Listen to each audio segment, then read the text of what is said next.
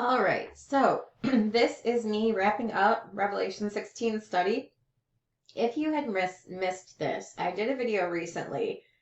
It was titled Clearing Confusion About Seal 6 using Revelation 6, 8, 9, 11, 12, and 16. And that was a preview of what I'm going to go through in this video, incorporating into my Revelation 16 study. So if you missed that video, we're going to go through it again here. But the last part of this Revelation 16 study is incorporating Seal 6, and you will see why. So I did add a few more reference points to underscore the point I made in the Part 5 video. So let's start here, and I revised the chart a little bit, but let us continue. So after I go through this, I'm going to just proofread the whole chapter one more time, and then I will put this on academia, and then we'll move into Revelation 17 and 18, which regard Babylon. Here in Revelation 16, with the pouring out of vial 7, the increases in the earthquake and of the hailstones will be exponential. In fact, a notable increase in the level of earthquakes will wind up dividing Jerusalem into 3 parts and cause the cities of the nations to fall. To make the information easier to find throughout the major and minor prophets, and to illustrate the fulfillments of these prophecies and their links to the second coming of Jesus Christ, I put a chart together. See the specific books and chapters on the next page. Specific references to the second coming of Jesus will be found in Isaiah 13, Zechariah 14, Amos 1, Joel 3, Obadiah 1, Nahum 1, and Zephaniah 2. So here's a few of the specific references. And the reason I added these just to show you that they all culminate with the same event, which is the return of Jesus Christ at the second coming.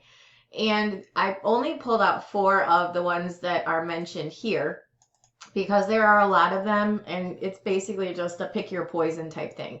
But the reason I specifically cited Isaiah, Zechariah, Amos, Joel, Obadiah, Nahum, Zephaniah are because those are the books with the inclusion of Zechariah. Yeah, there's one of them. Oh, Jeremiah, I didn't mention up here. But there's a whole bunch of places, and I specifically called out verses because they're referenced in the chart below. So, for example, just to underscore the point, Isaiah 13:9. Well, Isaiah 13 is the burden of Babylon. So you're going to see the burden of Babylon, which is the destruction of Babylon, to coincide with Revelation, the end of Revelation 16, which being previewed, Revelation 17, Revelation 18, and then they're all in the heavenly throne room in Revelation 19, singing Hallelujah, praise God for having destroyed Babylon. So it's important to see that the burden of Babylon is tied to the second coming, or actually just before the second coming, which you see in verse 9 of that chapter. Behold, the day of the Lord cometh, cruel both with wrath and fierce anger, to lay the land desolate. He shall destroy the sinners thereof out of it. Zechariah 14, obviously we know, is the day that his feet are going to stand on the Mount of Olives. The Lord my God shall come, and all the saints with thee. It's verses 4 and 5 of that chapter. Amos 1:2. The Lord will roar from Zion and utter his voice from Jerusalem. And then you go into Amos 1 and 2. It's for 3 transgressions of, starts with Damascus. And for 4, I will not turn away the punishment thereof. And then Zephaniah 2, before it talks about the land areas and people groups that will be destroyed at the second coming, it says, gather yourselves together, yea, gather together, O nation not desired. Before the decree bring forth, before the day passes a chaff, before the fierce anger of the Lord come upon you. Before the day of the Lord's anger come upon you. Seek ye the Lord, all ye meek of the earth, which have wrought his judgment. Seek righteousness, seek meekness. It may be that you should be hid in the day of the Lord's anger. Because what's that going to bring with it? And then you get into the great city was divided into 3 parts. The cities of the nations fell, and then great Babylon came into remembrance before God to give to her the cup of the wine of the fierceness of his wrath. So this chart details where in the major and minor prophets those things occur, and I cited probably 95+% of the cities and the land areas included in these chapters. There were probably more that I could have pulled out, but I think that this was more than sufficient. So this is where you would find evidence to support the claims made in Revelation 16 of those events occurring in the Old Testament prophets. So I just reordered the chart a little bit. I had Jerusalem and then Babylon and then the cities of the nations. But then I was like, well, that's not the order it gives in the chapter, in the verse. So let's just put it in the order that it gives in the verse, which is the great city, Jerusalem, divided into 3 parts. The cities of the nations fell, and great Babylon came into remembrance before God to give to her the cup of the wine of the fierceness of his wrath. So I reordered the chart just a little bit. And this brings us to the wrap up of this chapter. It is not coincidental that Revelation 16 concludes with the remembrance of Babylon, for the next 2 chapters will discuss significant amounts of imagery pertaining to the city, including its destruction. However, before we conclude Revelation 16, it is important to discuss one more thing. And every island fled away, and the mountains were not found. The great earthquake will not only divide Jerusalem and fell the cities of the nations, but it will also relocate the mountains and the islands on the earth. That this specific verse is found tied to the conclusion of the 70th week is important to note, because the first introduction to this language was found in Revelation 6, tied to Seal 6. This underlies the point I made when discussing Seal 6 during our Revelation 6 study. You can read about it below. And this is text that I brought over from the Revelation 6 study that I'm adding back in here to, if you weren't familiar with this concept, to tell you how it pertains. I think, and this is part of the proofreading that I need to do when I write this in parts. I'm not sure what's replicated and what's not, but I'm pretty sure this is a restatement of stuff that I included at the very beginning of this chapter. So I just have to proofread and make sure that I'm not duplicating too much. But this is from the Revelation 6 study. It's also important to understand the nature of the seals in comparison to the writing within and on the backside of the scroll. The seals are removals of restraint. On the other hand, the writing within and on the backside, per Ezekiel 2 and 3, consists of lamentations, mourning, and woe. The writing within, or the trumpets, and the writing on the backside, or the vials, are active judgments. And of course, Revelation 16 was all about the vials, which are absolutely active judgments. However, as we see the Lamb open each of the seals, we simply see the allowance of specific conditions and situations to commence, for they've reached their appointed time. Seal 6 regards direct impacts on the heavens and the earth. The opening of Seal 6 gives us enhanced understanding of one specific point I've been making throughout this whole chapter. While the opening of the seals, I'm going to actually just delete that, because that's context for Revelation 6, not Revelation 16. One specific point I have been making. While the opening of the seals is set for a specific appointed day, the impacts of each will be ongoing through the entirety of the 70th week. They will be ever present. This is to say that the opening of the seals are simply starting points for what will increase in intensity for the duration of Daniel's 70th week. Seal 6 only differs from the others in that it breaks the seal on devastation to the natural world and includes earthquakes, volcanic eruptions, tearing of the veil, the changing of the heavens, and the utter destruction of the earth. However, I'm actually going to delete that. Includes earthquakes, the tearing of the veil, the changing of the heavens, and the utter destruction of the earth. However, Seal 6's approach to its dissemination of details is vastly different than that of the previous seals. Perhaps this is the reason so many are confused about its meaning, and frankly, when it happens. As we review the events detailed in Seal 6, semicolons are going to be our best friends. Punctuation, punctuation, punctuation. And this is going to come into play in my discussion of Babylon. People say, what's Mystery Babylon? No, it's Mystery, comma, Babylon the Great, comma, the mother of harlots and the abominations of the earth. I cannot stress the importance of paying attention to punctuation. It's there for a reason. It's meaningful. Use it, please. And then maybe things will make more sense. Anyway. Perhaps this is the reason so many are confused about its meaning. As we review the events detailed in Seal 6, semicolons are going to be our best friends. They denote a chronological progression of events rather than the occurrence of simultaneous events. Making note of this, we have 5 different points of study. And I beheld when he had opened the 6th seal, and lo, there was a great earthquake. The sun became black as sackcloth of hair, the moon became as blood. And the stars of heaven fell into the earth. Each of these is a different phrase in the verses, so we're segmenting based on punctuation. Pay attention. It's important. There's a reason. The stars of heaven fell into the earth, even as a fig tree casteth her untimely figs when she is shaken of a mighty wind. The heaven departed as a scroll when it is rolled together, and every mountain and island were moved out of their places. First comes the earthquake. The earthquake noted upon the opening of Seal 6 will likely be the big one that everyone's been waiting for.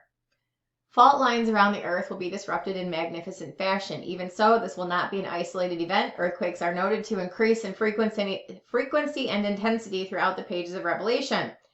Revelation 8:5, the angel took the censer, filled it with fire of the altar, cast it into the earth. There were voices, thunderings, lightnings, and an earthquake. The 7 angels which had the 7 trumpets prepared themselves to sound. So that is between the space of the opening of Seal 7 and the sounding of trumpet 1. And then you have 1, which is amidst the sounding of trumpet 6. Revelation 11:13. The same hour there was a great earthquake. The 10th part of the city fell, and in the earthquake were slain of men 7,000. The remnant were affrighted, gave glory to the God of heaven. The second woe was past, and behold, the third woe cometh quickly. And then after the sounding of trumpet 7 in Revelation 11:19, the temple of God was open in heaven. There was seen in his temple the ark of his testament. There were lightnings, voices, and thunderings, and an earthquake, and great hail. And then here we are in Revelation 16. The 7th angel poured out his vial into the air. So now you're at vial 7. And there came a great voice out of the temple from the throne saying, "It is done." There were voices, thunders, and lightnings. There was a great earthquake, such as was not since men were upon the earth, so mighty an earthquake and so great. Now next we have changes in the appearance of the sun and moon. And this is by virtue of the clause that says, "And the sun became black as sackcloth of hair, and the moon became as blood." Revelation 9 gives us ample explanation for what will cause the darkening of the skies. Perhaps this is all. Revelation 9:1. The 5th angel sounded, and I saw a star fall from heaven unto the earth. To him was given a key of the bottomless pit. He opened the bottomless pit. There arose a smoke out of the pit, and the smoke of a great furnace, and the sun and the air were darkened by reason of the smoke of the pit. So this is viewing the sun and the moon through the appearance of the smoke of the pit. They are distorted. The next portion of Revelation 6's Seal 6 has fascinating implications for the earth. And the stars of heaven fell into the earth, even as a fig tree casteth her untimely figs when she is shaken of a mighty wind. The literal stars of heaven, which were created on day 4 in Genesis 1, are not intended here. How could they be when they are much larger than the earth itself? What other stars could be intended? Revelation 12:7. There was a war in heaven. Michael and his angels fought against the dragon. The dragon fought and his angels prevailed not, neither was their place found any more in heaven. The dragon was cast out. Look for key words. That old serpent called the devil and Satan, which deceived the whole world, he was cast out into the earth, and his angels were cast out with him. That is the meaning of this, found in Revelation 12:9. The following verses provide similar explanation. Job 38:7, the morning stars. This is the stars of heaven, saying, "All the sons of God shouted for joy." And in Revelation 9:1, I saw a star fall from heaven unto the earth. To him was given a key of the bottomless pit. The morning stars, the stars of heaven, those are angels. The stars of heaven being cast to earth are the angels being kicked out of the second heaven at the midpoint of the 70th week. Perhaps now it becomes clearer why Luke says the following in Luke 21. Men's hearts failing them for fear and for looking after those things which are coming on the earth, for the powers of the heaven shall be shaken.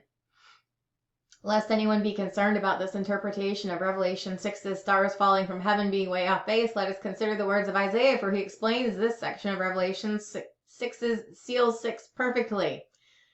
Isaiah 34:4. And all the host of heaven shall be dissolved, and the heaven shall be rolled together as a scroll, and all their hosts shall fall down, as the leaf falleth off the vine, and as a fig tree, and as a falling fig from the fig tree. Just what Revelation 6 says. The stars of heaven fell into the earth, as a fig tree casteth her untimely figs when she is shaken of a mighty wind. And notice that's in conjunction with the heavens being rolled together as a scroll, which is the next part. The stars of heaven being cast to the earth are the heavenly host. Seal 6's judgment by the heavens and the earth is also the judgment of those who presently reside in the second heaven, that is to say, fallen angels. The next portion of Revelation 6's Seal 6 regards the dissolution of the heavens and the earth at the second coming, what Isaiah 34 just told us. The heaven departed as a scroll when it's rolled together. We just saw that prophesied in Isaiah 34:4. It's also in the Psalms, Psalm 102:25. Of old hast thou laid the foundation of the earth, and the heavens are the work of thy hands. They shall perish, but thou shalt endure. Yea, all of them shall wax old like a garment, and as a vesture shalt thou change them, and they shall be changed. But thou art the same, and thy years shall have no end. This is repeated in Hebrews 1 to underscore the infinite and unparalleled power of the Son. Hebrews 1:10, and thou, Lord, in the beginning hast laid the foundation of the earth. The heavens are the works of thine hands. They shall perish, but thou remainest, and they shall wax old as doth the garment. As a vesture thou shalt fold them up, and thou shalt be changed. But thou art the same, and thy year shall not fail. I might delete this part. Here's what Peter had to say. But the heavens and the earth which are now, by the same word, are kept in store, reserved unto fire against the day of judgment and perdition of ungodly men. But the day of the Lord will come as a thief in the night, in which the heavens shall pass away with a great noise, the elements shall melt with fervent heat, the earth also and the works that are therein shall be burned up. Seeing then that all these things shall be dissolved, what manner of persons ought ye be in all holy conversation and godliness, looking for and hasting unto the coming of the day of God, wherein the heavens being on fire shall be dissolved, and the elements shall melt with fervent heat. The departing of the heavens and the earth signals the Lord's use of them as a tool for judgment against ungodly men and angels. This we learn in the final clause of Revelation 6's Seal 6, and every mountain and island were moved out of their places. This is the culminating event in Revelation 16, just prior to the second coming of Jesus Christ. The seventh angel poured out his vial into the air. There came a great voice out of the temple of heaven from the throne, saying, It is done. And there were voices and thunderings and lightnings, and there was an earthquake, such as was not since men were upon the earth, so mighty an earthquake and so great. The great city was divided into 3 parts, and the cities of the nations fell. And great Babylon came in remembrance before God to give to her the cup of the wine of the fierceness of his wrath. And every island fled away, and the mountains were not found.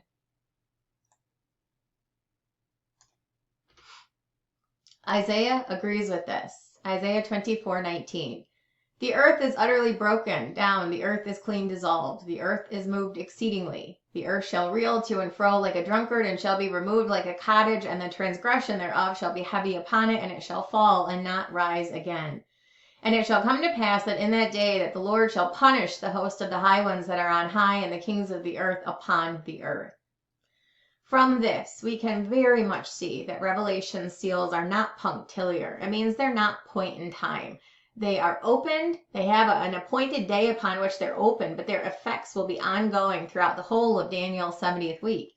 Seal 6 is the best proof of this, encapsulating the chronological sequence of events as detailed in Revelation 6 through 16. The effects of the opening of the seals in Revelation 6 will be felt from day 1 all the way through day 2520, as is evidenced here in Revelation 16, where the pouring out of vial 7 represents day 2520.